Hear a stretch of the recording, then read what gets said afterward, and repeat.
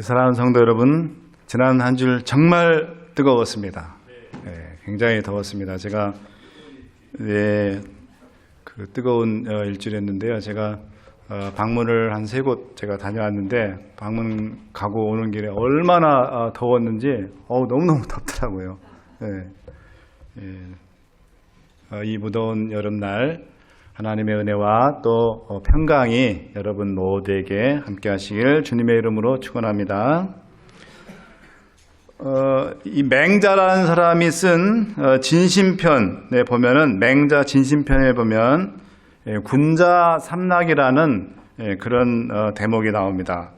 이 군자는 누구를 가리키냐면은 성품이 아주 어질고 학식이 높은 사람을 가리켜서 군자라고 그럽니다.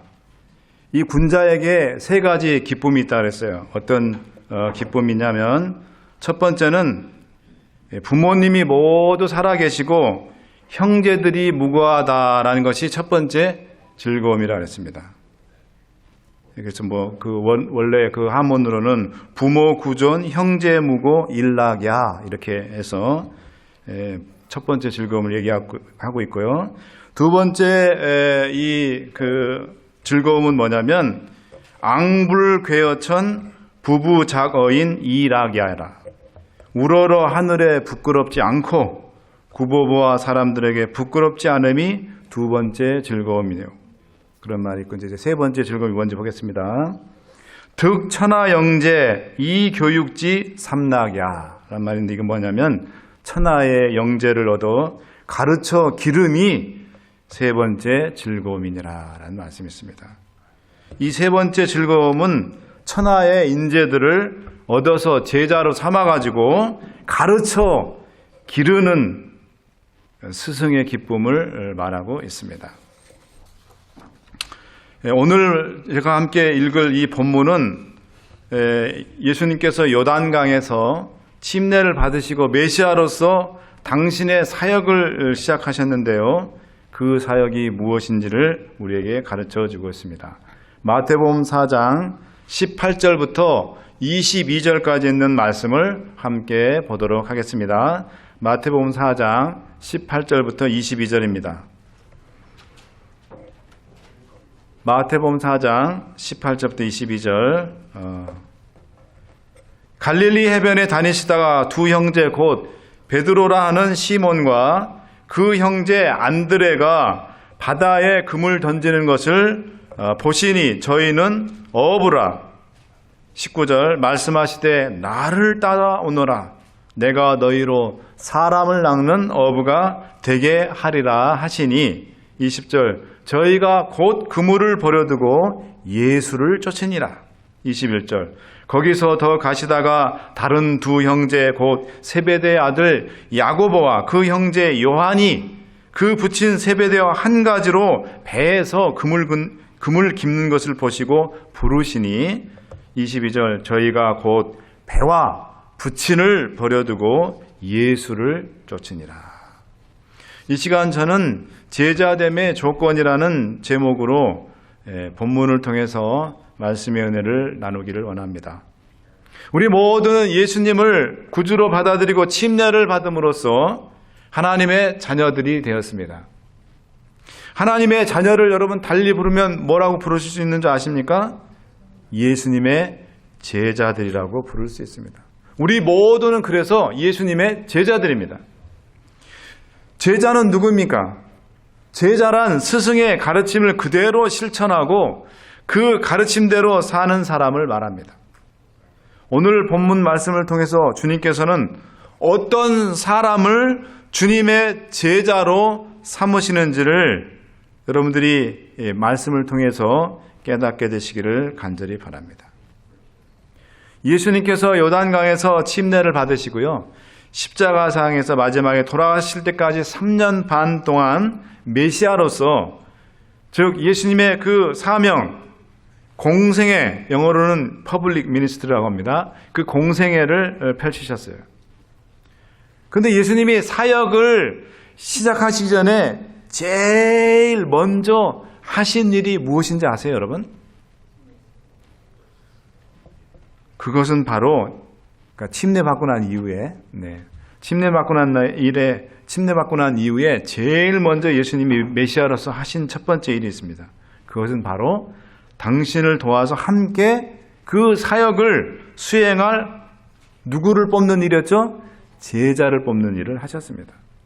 오늘 본문은 예수님께서 어떤 제자들을 선택하셨는지에 대해서 우리에게 말해주고 있습니다.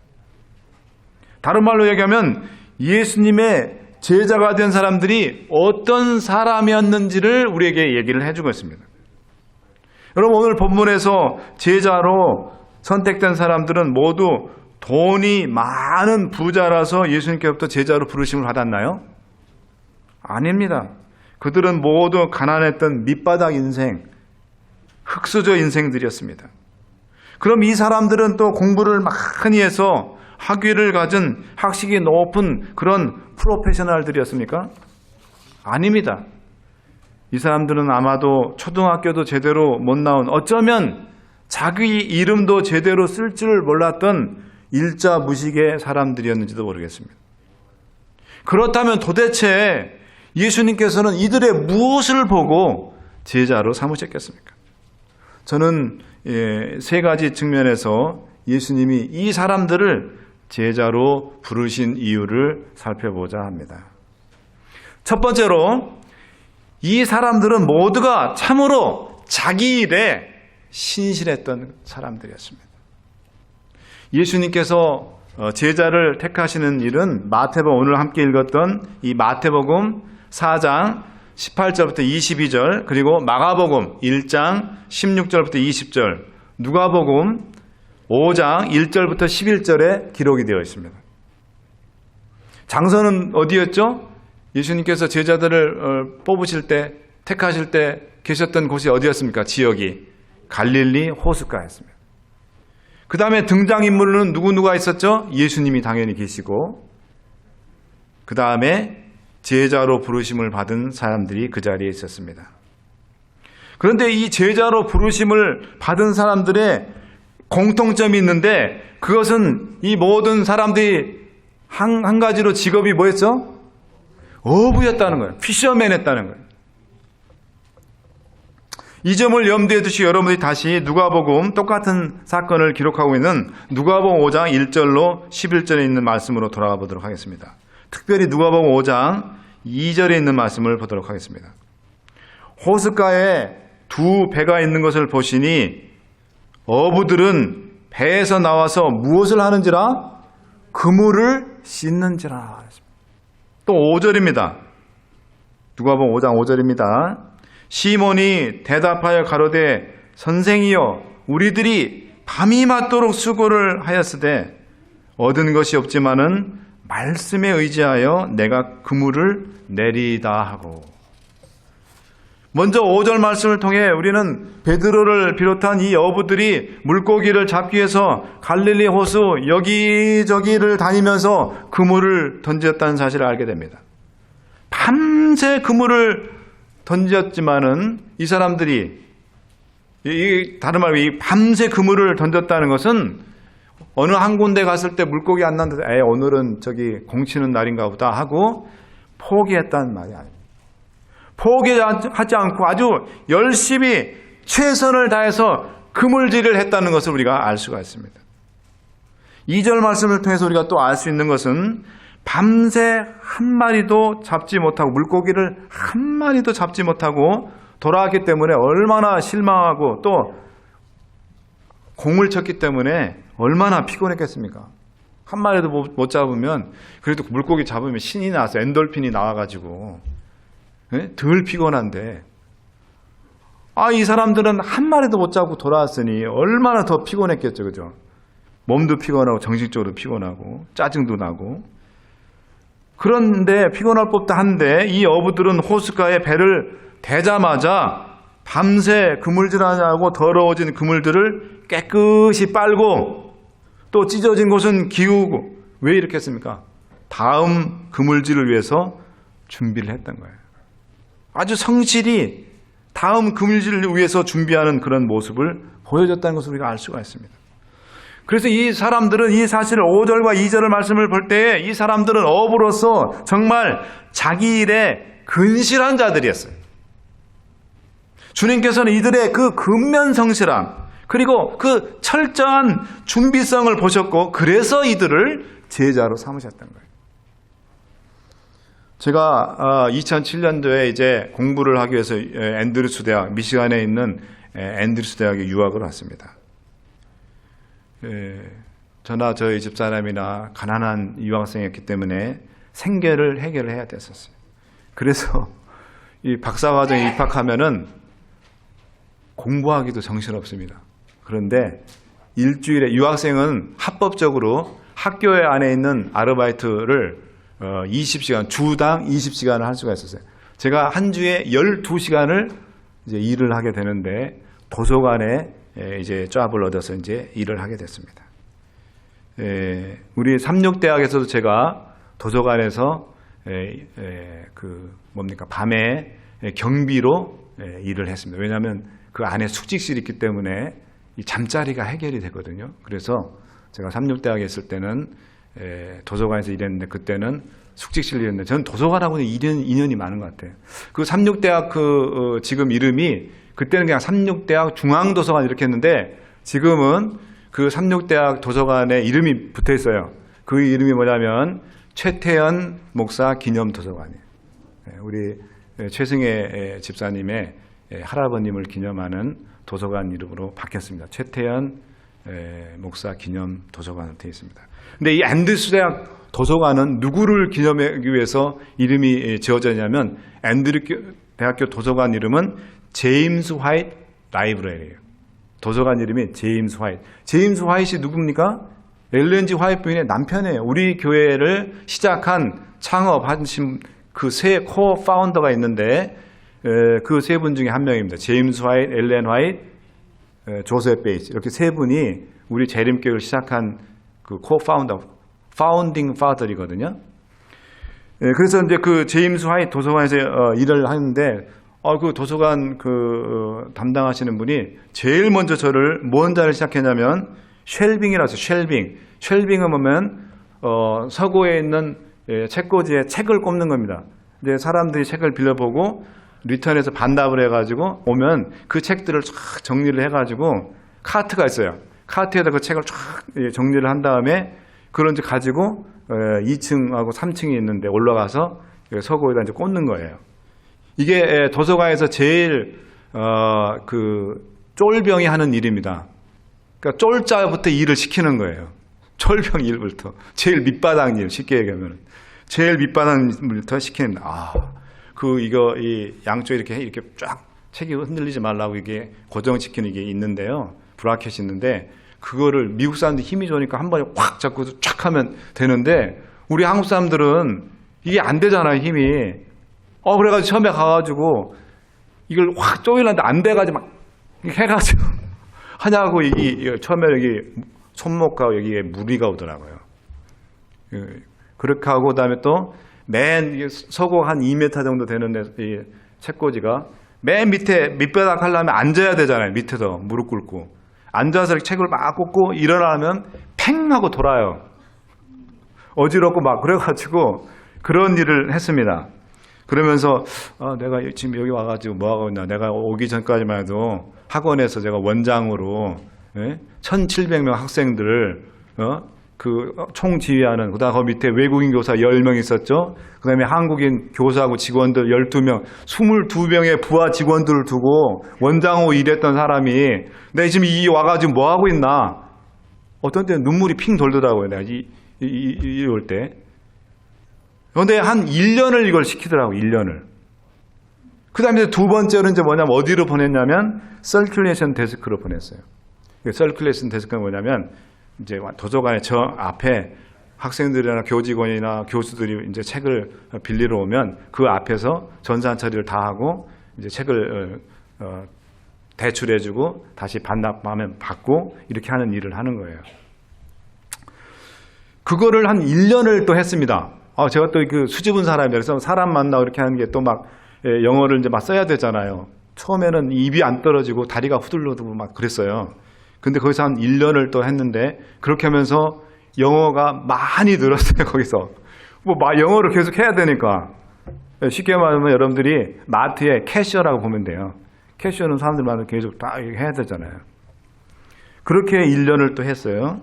그런 다음에 이제 마지막 단계가 뭐냐면 이제 시큐리티, 도서관에 이제 경비로 이제 승급을 이제 프로모션을 한 거예요, 그죠?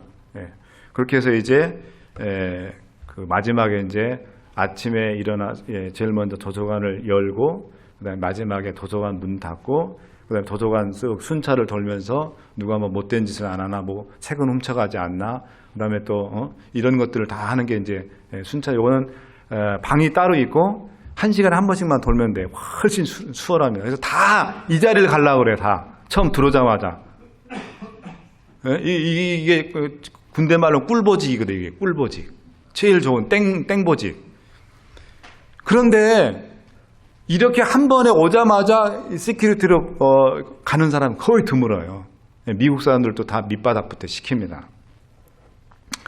왜 그런가 했더니 1단계 그 밑바닥부터 이 사람이 근면 성실한가 그걸 보는 거예요. 이 밑바닥 직업이라도 참고 끈질기게 성실하게 하는지 다 체크해요. 이 미국 사람들 허술하게 안 보는 거 같죠? 다 지켜봅니다. 다 지켜보면서 평가해요. 여러분들 미국 사람들 밑에서 일해보신 분들 알 거예요. 한국 사람들처럼 대충 하고 뭐 하면 뭐 시간 되면 하고 가겠지. 이렇게 마음 먹으면 큰 낭패 봅니다. 다 지켜보고 있어요. 다 꼼꼼하게 평가하고 다 기록하고. 미국 사람들이 무서운 게 뭐냐면 모든 걸 다 기록화해요. 메모를 다 씁니다. 그 다음에 두 번째 보는 거면 이 사람이 이 일에 잘 맞는지 안 맞는지 그거를 평가를 하는 거예요. 적성이 맞는지 안 맞는지. 그렇게 저는 다행히 여기 우리 교회로 목회로 부르시마다 올 때까지 경비로 한 2년 3년을 있었어요. 그래서 한국에서 유학 오신 목사님들이 저를 무척 부러워했답니다. 목사님 어떻게 그것도 시급도 높거든요. 이 쉘빙은 딱 시작하면 7불 10전부터 시작했어요. 근데 제가 경비로 바로 가니까 10불 20전부터 시작하더라고요. 엄청 올라간 거잖아요. 시급도 높게 받고 그랬습니다. 그리고 직원들로부터 거기 도서관 우리 장들로부터 귀여움을 받는 직원 중에 한 명, 학생 중에 한 명이었습니다. 인정을 받는 학생 중에 한 명이었습니다. 성실하다고. 제 자랑하는 게 아닙니다. 절대로 오해하지 마시기 바랍니다. 자, 우리 다 같이 잠언 22장 29절 말씀을 보겠습니다. 잠언 22장 29절 말씀입니다. 내가 자기 사업에 근실한 사람을 보았느냐? 이러한 사람은 왕 앞에 설 것이요 천한 자 앞에 서지 아니하리라. 자기 일에 최선을 다하고 성실한 사람은 왕 앞에 서는 자, 즉 더 많은 일을 할 수 있고 많은 권한과 권위를 가질 사람이 될 수 있다는 그런 말씀입니다. 하나님께서는 머리도 좋고 재능도 많이 가졌지만 게으른 사람은 쓰시지 않습니다. 그러나 느리고 부족하지만 한결같이 근면 성실한 사람을 쓰셔서 당신의 일을 하십니다.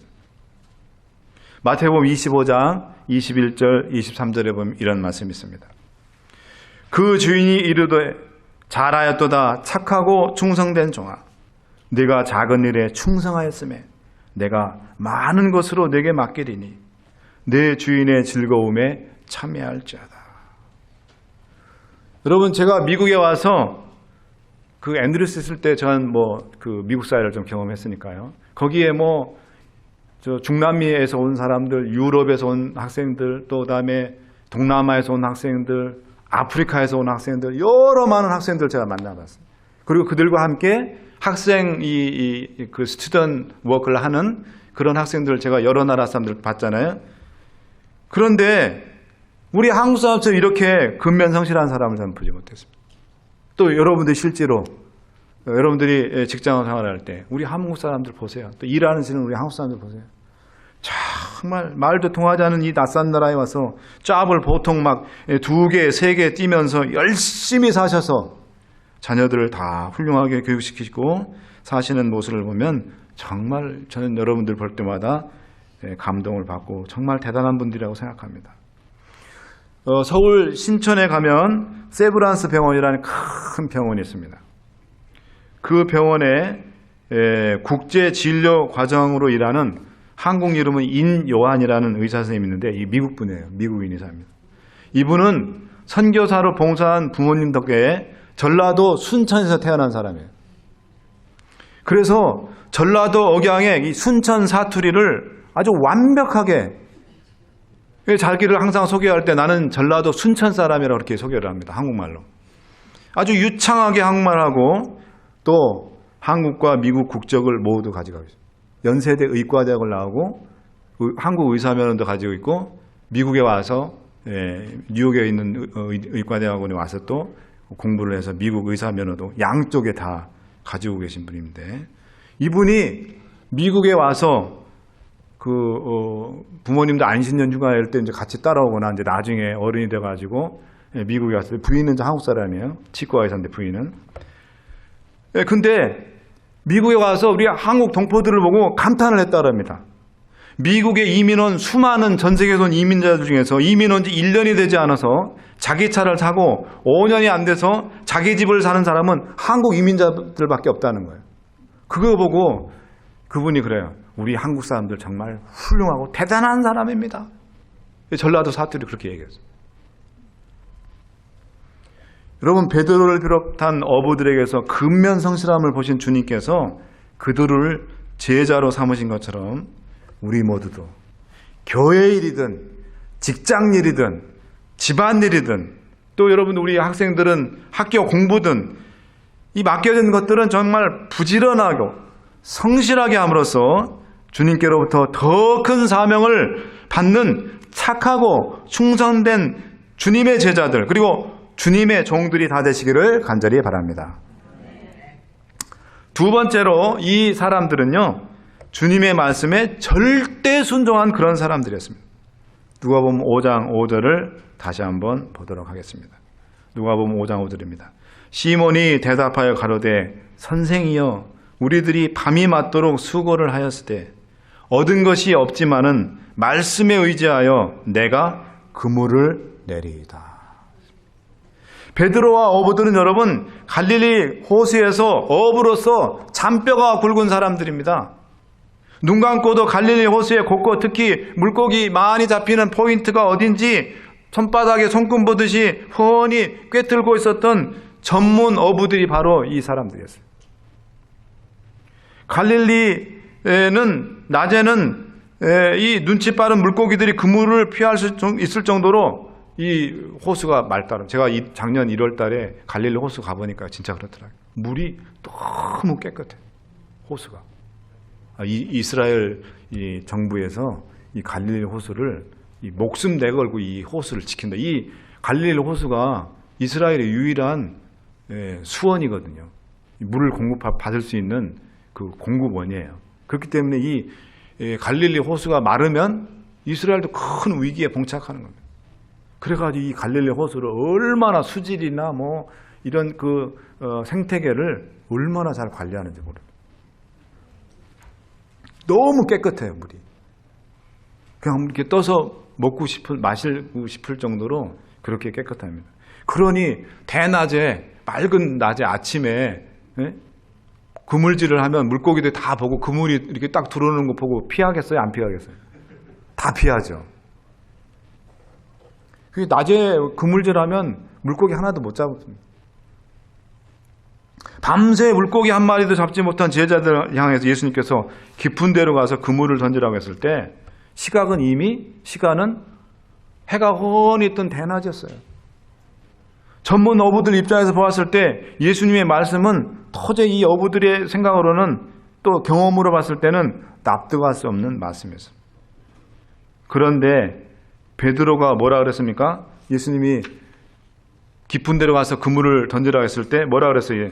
누가복음 5장 5절에 말씀에 의지하여 내가 그물을 내리다 그랬습니다. 무엇에 의지하여? 주님이 저에게 주신 말씀에 의지해서 내가 그물을 던지겠습니다 그랬습니다. 여러분, 그렇게 예수님의 말씀에 순종했을 때 어떤 일이 일어났을까요? 누가복음 5장 6절 7절에 보면 이런 말씀이 있습니다. 그리한즉 그 말씀에 순종해서 그물을 내린즉 고기를 애온 것이 심히 많아 그물이 뭐하는지라? 찢어지는지라. 이에 다른 배에 있는 동무들을 손짓하여 와서 도와달라 하니 저희가 와서 두 배의 채움에 잠기게 되었더라. 그물이 찢어질 정도로 고기가 들고 그 고기를 꺼내가지고 배에 실었는데 한 배도 모자라서 두 배까지 가득 실었는데 그 두 배들이 뭐예요? 가라앉을 지경까지 이를 정도로 그냥 물고기가 그냥 꽉 차게 그냥 그렇게 물고기를 잡은 겁니다. 예수님의 말씀에 순종했을 때 어부들은 그들이 어부로서 지금껏 한 번도 그렇게 잡아보지 못한 수의 물고기를 잡는 큰 축복을 경험했습니다. 저는 여러분들이 말씀에 순종해서 기적을 체험했던 제자들처럼 하나님의 축복과 예수님의 참 제자가 되시기를 주님의 이름으로 축원합니다. 여러분, 유명한 성 프란시스라는 그런 성자가 있습니다. 이 사람이 하루는 어떤 사람의 방문을 받게 됐어요. 두 사람의 방문을 받게 됐는데 이 두 사람들이 이 아시스가 너무 훌륭한 그런 성자라는 말을 듣고 이분에게 가서 좀 교육을 좀 받아야겠다. 훈련을 받아야 되겠다. 그래서 이 두 사람이 찾아온 거예요. 그래서 선생님, 저희들이 선생님의 제자가 되어서 신앙훈련, 믿음의 훈련을 좀 받고 싶습니다. 저희들에게 좀 가르쳐 주십시오. 이렇게 얘기를 했더니 이 프란시스가 이 두 사람에게 뭘 얘기해 준 줄 뭘 이렇게 하라고 하신 줄 압니까? 자, 저 밭에 나가면 배추들이 많이 있는데 저 배추를 뽑아다가 뿌리를 하늘 쪽으로 해놓고 그렇게 배추를 심으세요. 그랬습니다. 그러자 둘 중에 한 사람이 아시스의 말이 끝나자마자 말없이 그곳으로 가서 그곳으로 갔습니다. 그리고 그 배추를 뽑아가지고 실제로 와서 아시스가 심으라는 데를 가서 밭에다가 배추를 거꾸로 세워놓고 심었습니다. 나머지 한 사람은 이 얘기를 듣자마자 아니 이 성자가 여기서 오랫동안 돌을 닦더니만 나이도 보니까 나이가 아주 연세가 많이 드신 것 같아서 내가 보니까 치매가 오나? 내가 봤을 때 이 사람이 돌은 것 같아 라고 속으로 비웃고 미친 사람에게는 더 이상 배울 필요가 없다며 그 자리를 떠나 집으로 갔습니다. 여러분, 이 두 사람 중에 누구를 프란시스는 이 제자로 삼았겠습니까? 자기 말을 그대로 순종해서 배추를 거꾸로 심은 그 사람을 제자로 삼아서 훈련시켜서 이 사람 또한 훌륭한 그런 사람이 되었습니다. 여러분, 이 프란시스가 이런 무리를 요구한 이유가 무엇입니까? 프란시스는 이 사람들에게서 과연 순종이라는 그런 자질이 있는가 그걸 알아보기 위해서 그렇게 명령을 내렸던 것입니다. 어떤 명령을 주어도 그 명령을 받아 순종할 수 있는 순종의 자질이 이 사람의 마음과 삶 속에 있는지 그것을 보기를 원해서 그렇게 했던 것입니다. 사무엘상 15장 22절에 있는 말씀을 보겠습니다.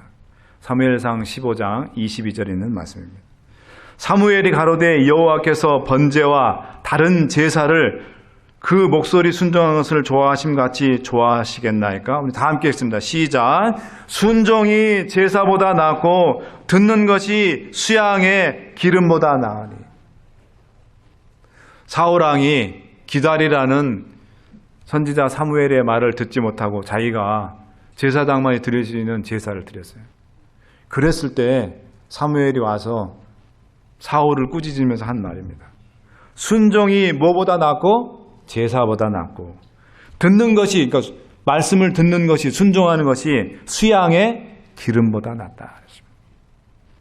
사랑하는 여러분, 주님은 어부들이 당신의 말씀에 전적으로 순종하는 모습을 보면서 그들을 제자로 삼으셨습니다. 그리고 천국 복음을 땅끝까지 전하는 사명을 이 사람들에게 맡기셨던 것입니다. 사랑하는 여러분, 우리도 말씀을 듣고 그 말씀을 배웠으면 100% 순종하는 백성들이 되시길 간절히 바랍니다. 하나님은 7교회 중 두 번째 교회인 서만학교회에 이렇게 권면했습니다. 계시록 2장 10절입니다. 내가 장차받을 고난을 두려워 말라. 볼지어다 마귀가 장차 너희 가운데서 몇 사람을 옥에 던져 시험을 받게 하리니 너희가 10일 동안 환난을 받으리라. 다 함께 읽겠습니다. 시작. 내가 죽도록 뭐하라? 충성하라. 그리하면 내가 무엇을 내게 주리라? 생명의 면류관을 내게 주리라 했습니다. 사랑하는 여러분, 죽도록 충성해서 즉 순종함으로써 생명의 면류관을 받는 주님의 참된 제자들이 다 되시기를 주님의 이름으로 축원합니다. 이제 마지막으로 이 사람들은 주를 위해서 모든 것을 다 포기할 정도로 아주 헌신한 사람들이었습니다. 마태복음 4장 20절, 22절을 보겠습니다. 마태복음 4장 20절로 22절입니다. 저희가 곧 그물을 버려두고 예수를 뭐하니라? 쫓으니라. 21절 거기서 더 가시다가 다른 두 형제 곧 세베대의 아들 야고보와 그 형제 요한이 그 붙인 세베대와 한 가지로 배에서 그물 깁는 것을 보시고 부르시니 또 22절 다 함께 읽습니다. 시작. 저희가 곧 배와 부친을 버려두고 예수를 쫓으니라. 여러분 방금 읽은 이 말씀들은 예수님께로부터 제자로 부르심을 받았을 때 제자들이 보여준 반응입니다.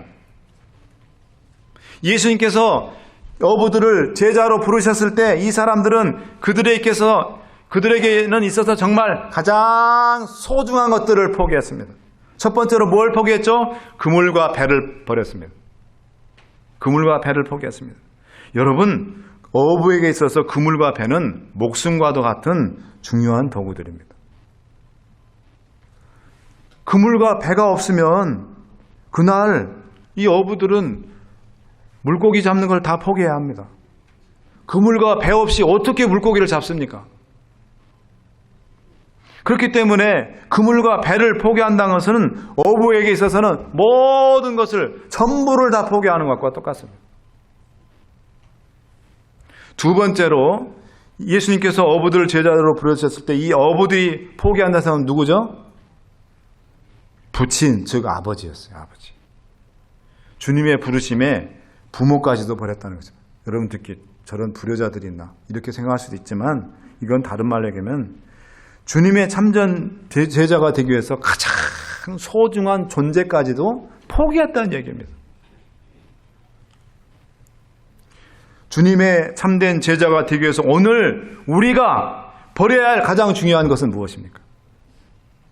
오늘 내가 주님을 위해서 버려야 될 전부는 무엇입니까? 내가 양보하고 포기해야 할 가장 중요한 것은 무엇입니까? 오늘 여러분들이 각자 조용히 생각해 보시기 바랍니다. 주님의 제자가 되는데 방해가 되는 모든 것들을 우리는 주님 앞에 다 내려놓아야 합니다. 이것이 바로 신앙입니다. 신앙은 내려놓는 훈련의 과정이에요. 주님의 제자가 되는데 내 자존심이 방해가 된다면 그 자존심 십자가 앞에 다 내려놓으셔야 합니다. 자녀들이 주님의 제자가 되는데 방해가 된다?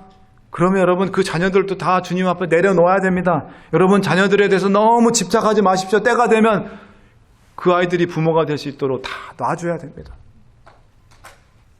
그리고 대신 놔주면서 주님 이 아이들을 주님께 다 맡깁니다. 주님이 알아서 책임져 주십시오. 이렇게 기도만 하면 돼요. 믿음의 길, 제자의 길은 나의 모든 것을 주님 앞에 다 내려놓는 과정이 바로 믿음의 길, 제자의 길입니다. 집착하고 꽉 쥐는 삶, 내가 주인이 되는 삶은 제자의 삶이 아닙니다. 끊임없이 내려놓고 내놓는 삶, 주님이 내 삶의 주인이 되는 삶이 바로 제자의 삶입니다. 다 내려놓았을 때, 다 포기했을 때 주님께서는 제자들에게 사람 낚는 어부의 사명을 주셨습니다. 주님께 매 순간 내려놓음으로써 여러분들도 주님의 사명을 받고 감당하시는 그런 참 제자가 되기를 간절히 바라면서 말씀을 마치도록 하겠습니다. 하나님, 정말 가진 것 없고 배운 것 없는 천덕꾸러기 같은 일자무식꾼이었던 그들을 주님께서 어떻게 제자로 부르시는지 오늘 말씀을 통해 가르쳐 주셔서 감사합니다. 주님, 오늘 저희들도 주님의 제자 되기를 원합니다. 아버지, 2000년 전 주님께 부름을 받던 어부들처럼 저희들도 정말 주님께서 주신 어떤 것든지 분부한 것들은 성실하게 근면하게 최선을 다해서 받들 수 있는 그런 사람이 되게 하여 주시고, 또한 주님께서 명령하신 것들은 무엇이라도 그 말씀에 의지하여 순종하며 따를 수 있고 또 행할 수 있는 순종의 사람이 되게 도와주셨고, 또 저희들의 가장 좋은 것들, 저희들이 가장 집착하는 모든 것들을 주님 앞에 내려놓고 전적으로 헌신할 수 있는 그런 사람이 되어서 저희 모두도 다 주님의 참 제자가 되게 하여 주시옵소서. 이제는 그렇게 살기로 결심한 이 자리에 고개 숙인 주의 백성들과 오늘 여러 가지 이유로 이 교회에 나오지 못한 주님의 백성들에게 하나님의 크신 은혜와 예수 그리스도의 구원하신 사랑과 성령 하나님의 감동 감화심이 이제로부터 영원히 함께해 주시기를 주 예수 그리스도의 귀하신 이름으로 축원하옵나이다.